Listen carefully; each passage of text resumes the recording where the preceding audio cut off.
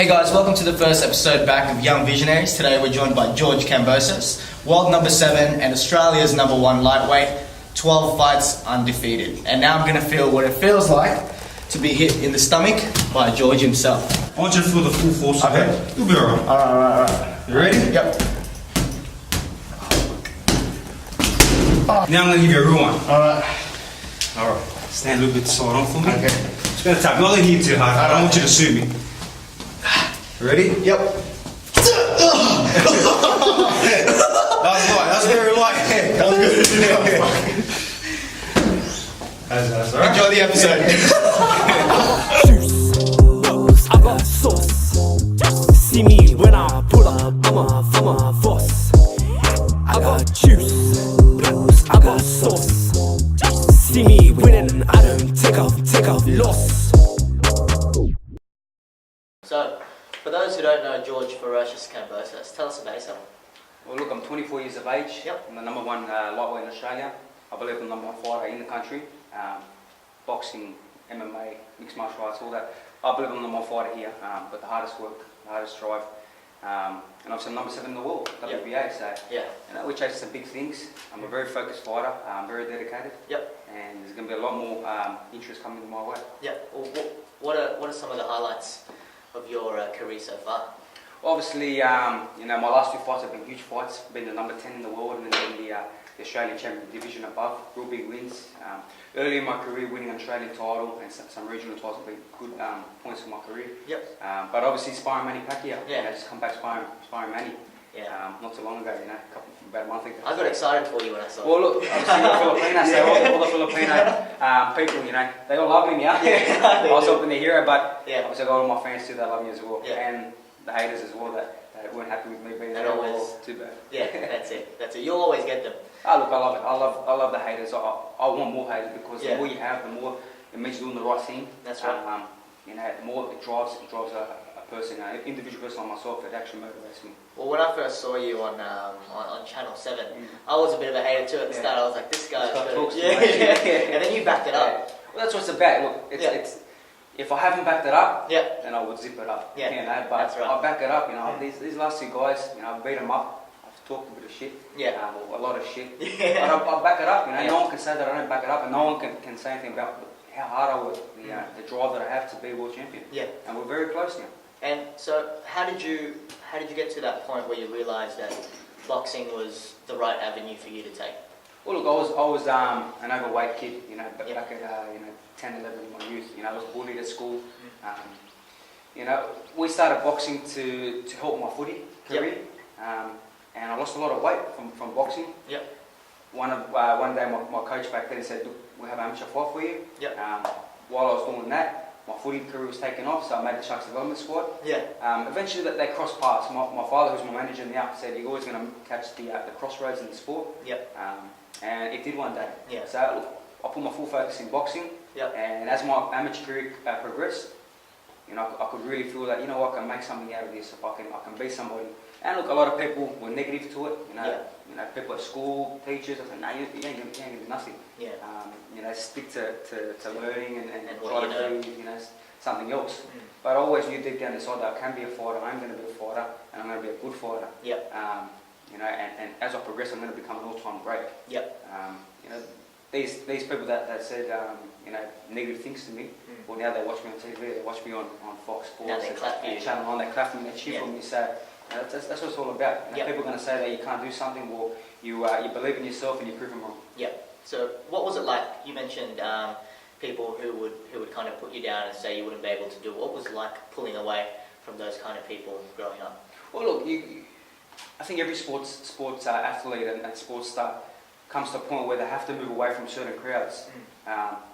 Not every lifestyle is going to suit an athlete. Yep. You got your friends that like to party and drink. Yeah. You got to pull away from that. Yep. It's come time in my career where I did pull away from a few people, Yep. and it was the right choice. I had to do it.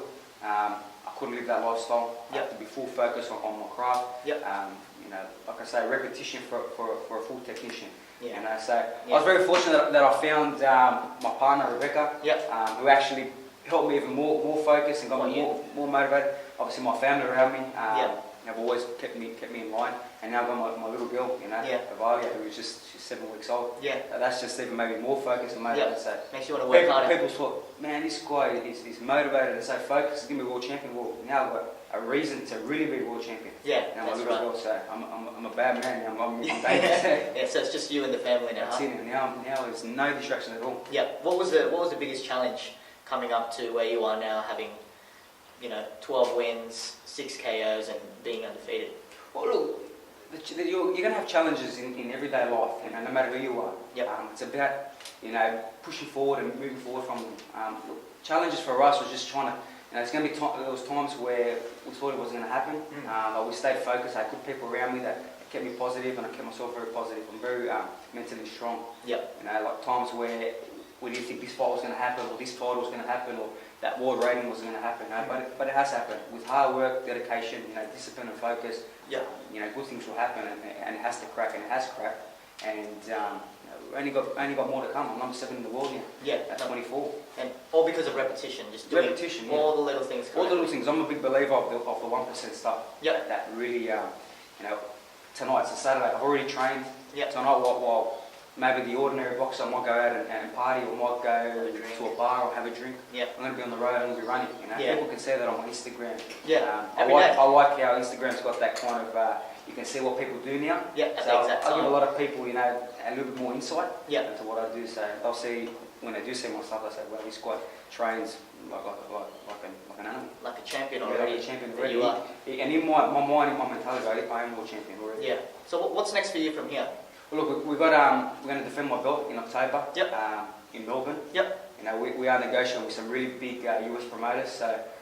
We want to stay active. We want to make a good defence and move up a little bit in the ratings again. We're hoping to go to 6 or 5. Yep. And as we're doing that, we're going to move our negotiations with these big promoters. Yep. And eventually, we're going to be signed to these US promoters, but we're still going to fight in Australia as well. Yeah. We're still going to keep pushing forward to that world title. So big things coming Big for you things right are now. coming, and we're on the move. So world number 7 lightweight, Australia's number 1 lightweight. Where do you put yourself against all these guys in Australia right now? Number one. Yeah. I know we've got a couple, 1 world champion, 2 world champions. Yep. But when it comes down to it, none of these guys work as hard as I do. No one's as focused and disciplined as I am. Yep. These guys, I've seen this style. I feel that if I'm against these guys, I can beat these guys. I can take these guys out. No one's got faster hands. No one's got my footwork, my movement. The mentality that I have. I go in there. I just had a little baby girl, and I got my family out, but it's still kill or be killed for me. That's it. And I go in there, and I'm prepared to put my life on the line. Yeah. To get that win and get what I want. Yeah. I don't believe these guys are. I believe when it comes down to the crunch, they're gonna fail. They're gonna double think, while I'm there going full out. Yeah. And I'm there to kill or be killed. Yeah. That's awesome. Now, last question for you. If you came across your 15, 18-year-old self with the person that you are now, what would you be telling him? Well, look, I've always had that strong focus, even as a young kid. Yep. 15, 16, 17, 18. And my father, who's my manager, he always said that these are your major years, because you're going to have your friends, you're going to have different crowds, you're going to be wanting to go out, it's going to be girls, drinking. Yeah.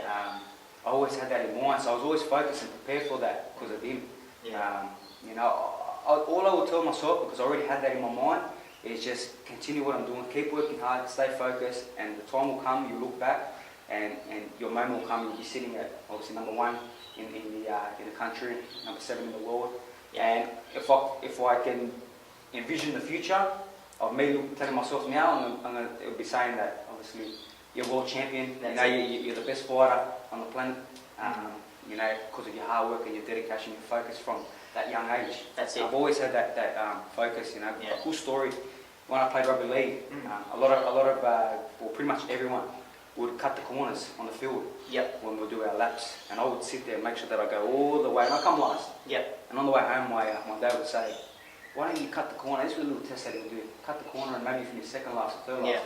And as a young kid, 11 years old, 10, 11, he would say, I would say back to him, "No, I'll do it the right way," and it all paid off. Yeah. And it has paid off, to a point where I'm at, and it's going to continue paying off till we get that world title and become the biggest star in the world. Yeah, George, look, I have no doubt that you'd definitely be world champion one day. You'd have the right attitude, characteristics for us. So I appreciate it. thank you for having us on the show. Did you want to give a shout out to anyone on Yeah, camera look, today? obviously a big shout out to all my fans. I've got so many fans all around the world. My sponsors, my supporters, my family, all you guys make this possible and help me keep achieving my dream, and all together we're achieving that dream of becoming a world champion. When I do win that world title, and I will win that world title, obviously I've won it, but all of us have played a major part in it. That's awesome. Guys, thank you for tuning in to our first debut episode back of Young Visionaries. We've got more to come. I'm so glad we got George over here to help us out with the first one. Put his hand up for it, and yeah, we'll show you guys what's next. Think differently. I got juice, I got sauce. See me when I pull up, I'm a force.